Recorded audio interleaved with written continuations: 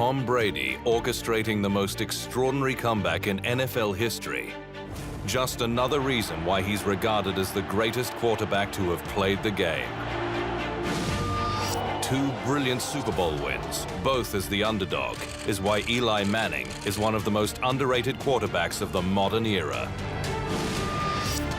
He replaced a legend and not only matched him, but Aaron Rodgers became one of the best of all time.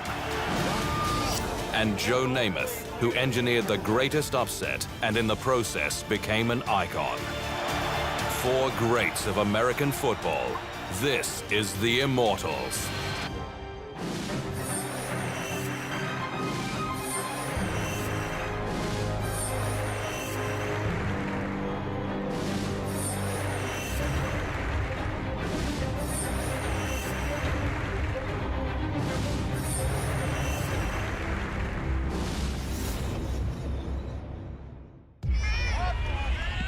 There is no such thing as an age barrier when it comes to Tom Brady, the New England Patriots quarterback whose greatness gets better by the year.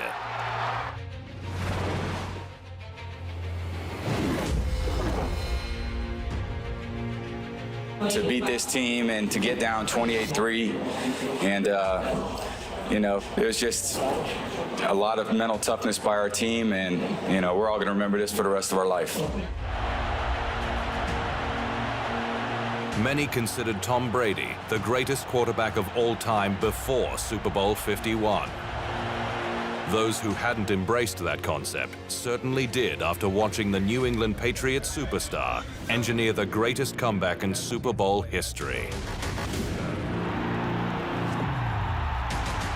Midway through the 3rd quarter against the Atlanta Falcons, Brady's team was cooked. Its defense was under siege, and the offense was misfiring. With 8 minutes and 31 seconds remaining in the 3rd quarter, the scoreboard read 28-3 Atlanta's way. From that moment, Brady put together the most extraordinary 30 minutes ever seen in NFL football.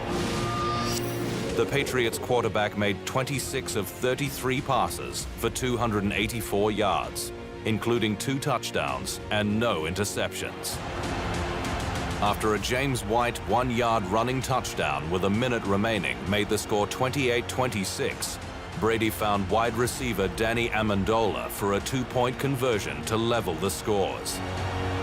In the first overtime period in Super Bowl history, Brady led his team up the field before pitching it to White, who ran it in from the 2-yard line to win the game. They're all special, and 2 years ago it came down to Malcolm making it play, and this year down 25 points. I mean, it's hard to imagine us winning, but it took a lot of great plays, and that's why you play to the end. It's a 60-minute game, and halftime I'd say we weren't down at all. I mean, we were disappointed in the way we played and knew that we could go out and do a lot better in the second half. So the one positive was we had the ball for 20 minutes. And that was a great part in the first half. And I think, as the game goes on, that gets tough on the defense in these Super Bowls. Everyone's expended a lot of energy. And, when we got it rolling there in the second half, it was tough to, slow us down. The victory was Brady's 5th Super Bowl, and only one other player, Charles Haley, has won 5 rings. He was also awarded his 4th Super Bowl MVP. Previously, he'd won the NFL MVP twice and was also a 12-time Pro Bowl selection. Along the way, Brady made a mess of the record books, including achieving the most wins by any quarterback in NFL history. And he did it all at the age of 39. Which changes the conversation from greatest quarterback to greatest player of all time, regardless of position. He's the GOAT. He's the GOAT. Me, in my opinion, I feel like Peyton Manning, that is my personal favorite, quarterback. But Tom Brady is definitely the GOAT. He's had to overcome so many trials and tribulations and so much adversity, and he's still able to continue to play at an elite level. So, he's the GOAT. Him and Peyton, they're the GOATs. They're the best to ever do it. Not bad for a kid who was drafted in the 6th round, the 199th pick in the 2000 NFL Draft. still to come on the Immortals. How a skinny, slow college quarterback from Michigan became the greatest ever.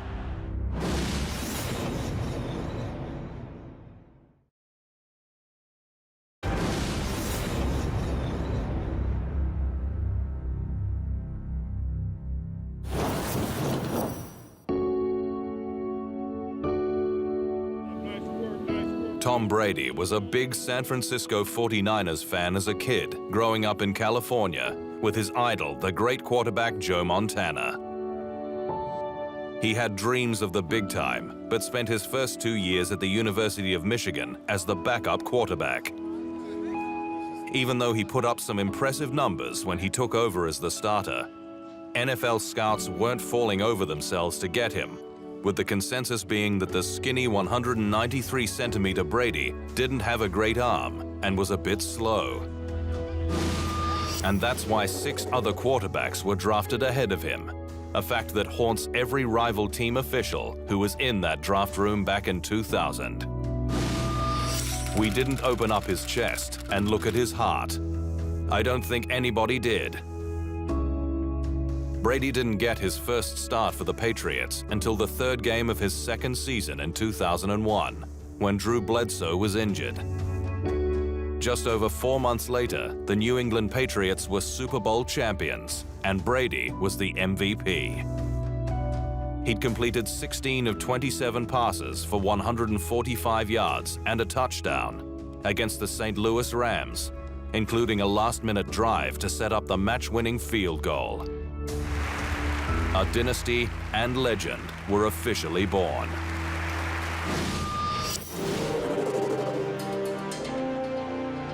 Two years later, he was back in the Super Bowl again, this time producing a record number of completions, 32. He threw 3 touchdowns en route to the MVP again.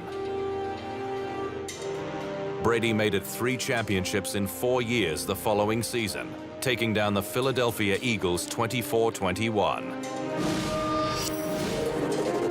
In 2007, the Patriots went undefeated in the regular season, with Brady breaking Peyton Manning's record for touchdowns in a season, throwing his 50th in the final game.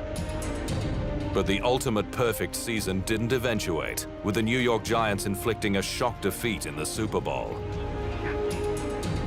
A knee injury ruined Brady's 2008 season, but he was back winning the MVP of the league for a 2nd time in 2010, before the Giants again upset his Patriots in Super Bowl 46. By this stage, Brady was almost 35, but the fanatical way he looked after his body, combined with the sheer consistency of his brilliance and calmness under extreme pressure, is what continually kept him ahead of the pack. Don't crack under pressure means a lot of things. It means certainly on the field, you know, there's a lot of pressurized moments. There's a lot of moments where you've got to make the critical play. You've got to do the right thing at the right time. And I've had a lot of experience over the course of my life on and off the field where, you know, those experiences are the most challenging, shape who you are, and they shape what you're all about. And the people around you know that they can count on you and they believe in you. And I think that's what I've always wanted to be to my teammates. Someone that when they look in my eyes at the critical moments, they know that they can believe in me and they know that I can get the job done. He was never under more pressure than in the lead up to the 2015 Super Bowl because of what became known as Deflategate. Brady and the Patriots were accused of deflating the balls used in the AFC Championship game against the Indianapolis Colts, which was played at their home ground of Foxborough. The scandal dominated the lead up to the Super Bowl showdown against Seattle. You know, I didn't alter the ball in any way. I have a process that I go through before every game where I go in and I pick the balls that I want to, the footballs that I want to use for the game. Our equipment guys do a great job of breaking the balls in. You know, they have the process that they go through.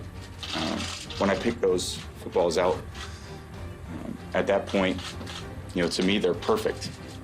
I don't want anyone touching the balls after that. I don't want anyone rubbing them, you know, putting any air in them, taking the air out. To me, those balls are perfect, and that's what I expect when I show up on the field.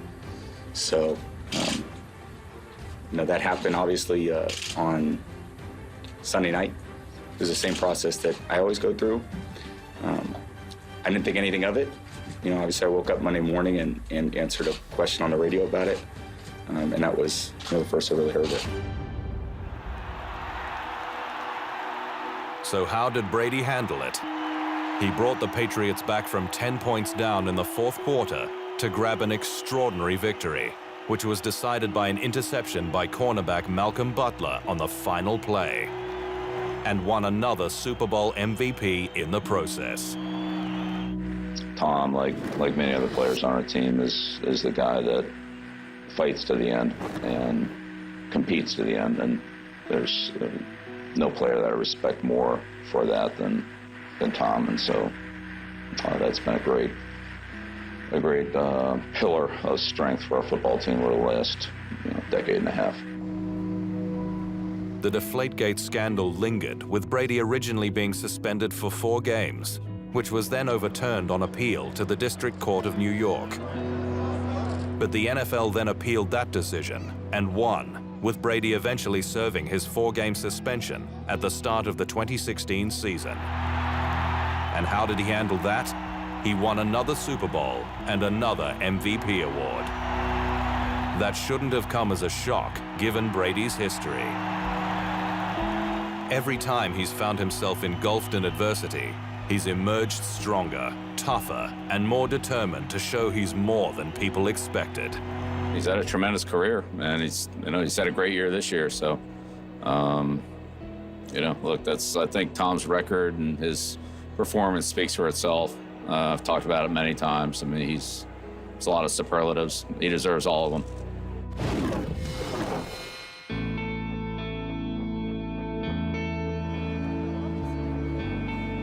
If Tom Brady wasn't a big enough deal himself, his marriage to Brazilian supermodel Gisele Bündchen took his fame way off the charts. The ultimate power couple started dating in 2006, were married in February 2009, and have 2 children. Their net worth is estimated at a staggering $540 million.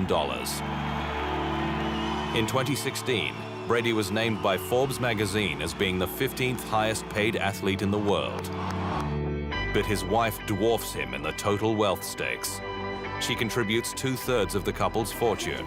Given for the past 14 years, she's been the highest paid model in the world. They're treated like royalty in New York, where they reside, the ultimate A-list couple, who have many influential friends, including the new president of the United States. During the US election, Brady had to defend his relationship with Donald Trump. He's been to a lot of games over the years and, been in our locker room a lot, certainly at some of our bigger games. That was long before, he was ever a politician too. So I talked to my wife, she said I can't talk about politics anymore. So I think that's a good decision made for our family. Up next on the Immortals, the 2 quarterbacks whose legends were made by delivering when it mattered the most.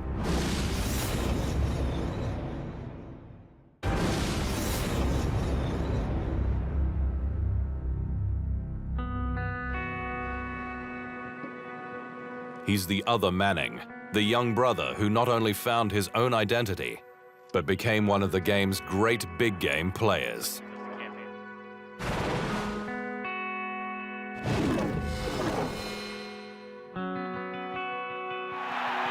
It's not an easy gig being the baby brother of one of the greatest quarterbacks in history. Peyton Manning's younger brother Eli was up against it from the moment he arrived in the NFL as the #1 pick in the 2004 draft. The pressure and expectation was through the roof, which added to what he's achieved in more than 200 appearances for the New York Giants. Eli might not have the numbers of his brother or be a layup for the Hall of Fame, but he has one title which earns him universal respect: Mr. Clutch. With the game on the line, I want the ball in my hands. Manning has made a career out of thriving as the underdog. In 2007, the Giants entered the playoffs as rank outsiders before making a stunning run to the Super Bowl to face the undefeated New England Patriots. It's been a long journey, and nothing comes easy in this league, and I think that's how you have to deal with things. You got to deal with some hard times. And it just makes you stronger, it makes you better, and realize, how special this is.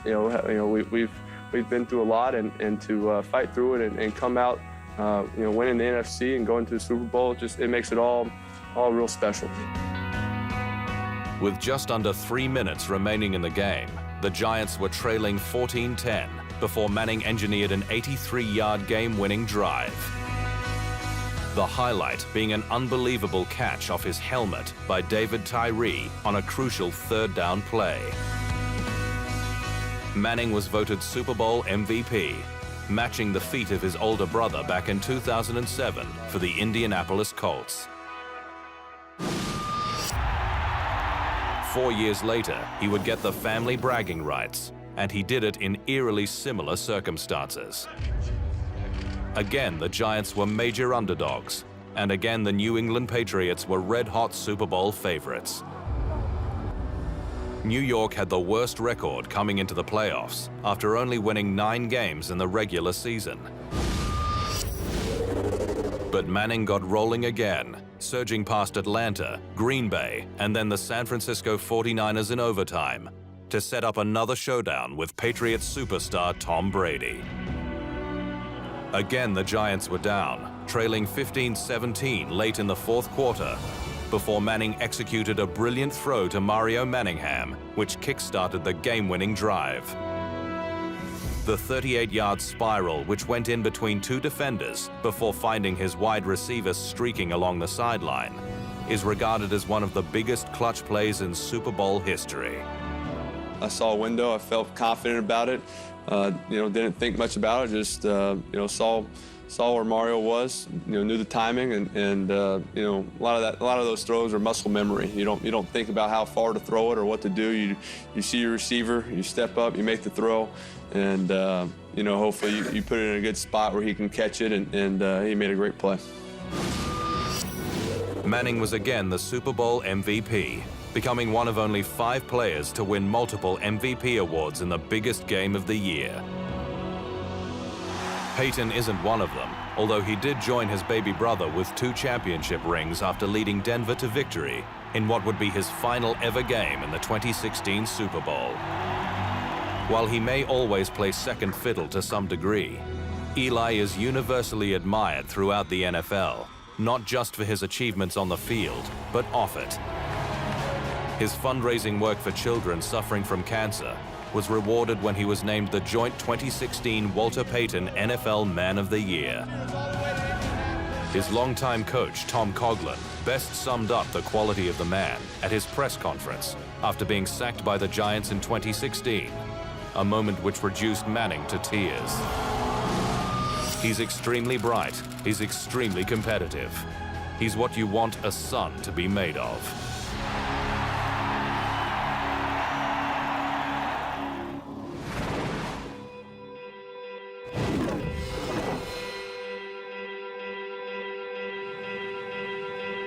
Replacing a legend is the greatest challenge in sport.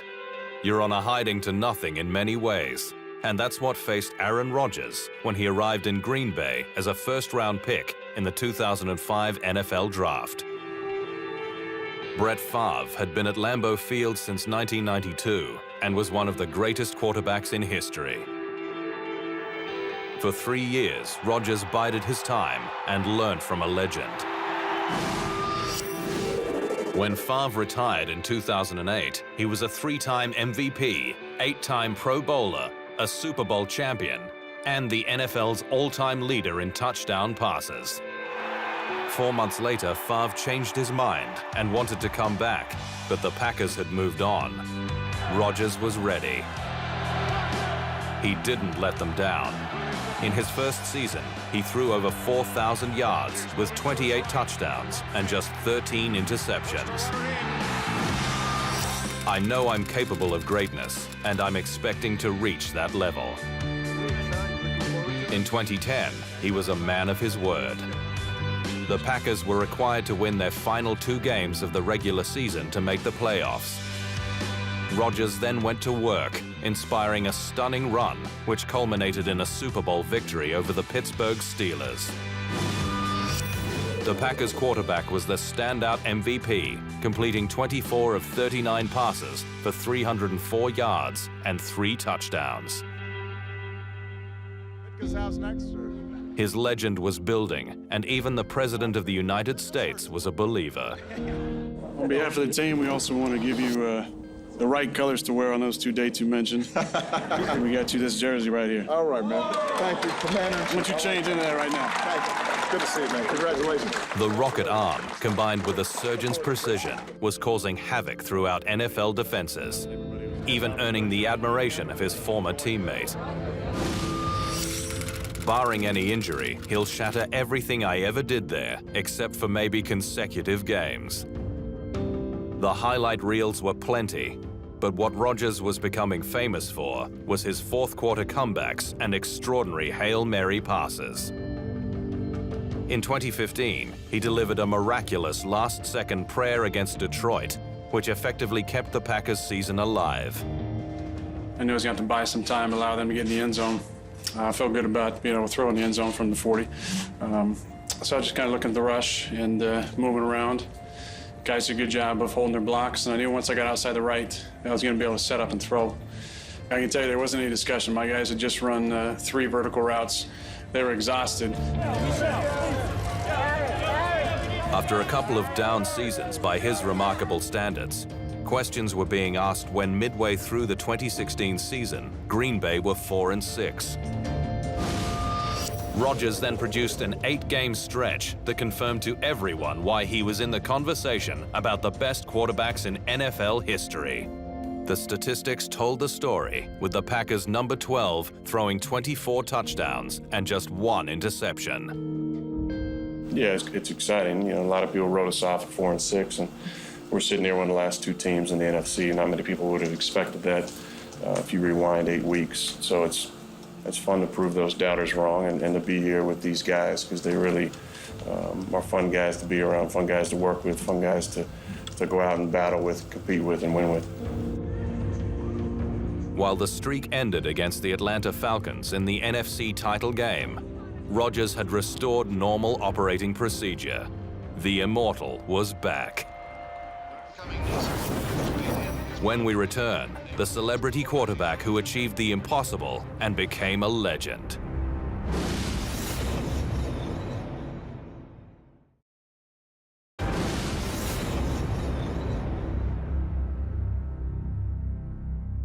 Despite upcoming knee surgery, which may end his pro career. He was the centerpiece of one of the most important games in football history, and no one was better prepared to shine in the spotlight than Joe Namath.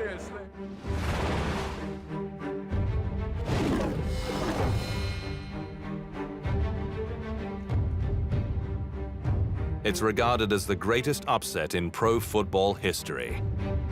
The Baltimore Colts were regarded as certainties in Super Bowl III, given how superior teams from the National Football League were compared to their American Football League rivals. Standing in their way was the New York Jets' brash quarterback, Joe Namath. 3 days before the game in January 1969, Namath produced what would go down in history as the guarantee. He was sick of hearing about the lopsided odds and responded to a heckler at a Miami sports banquet by saying, "We're going to win the game. I guarantee it."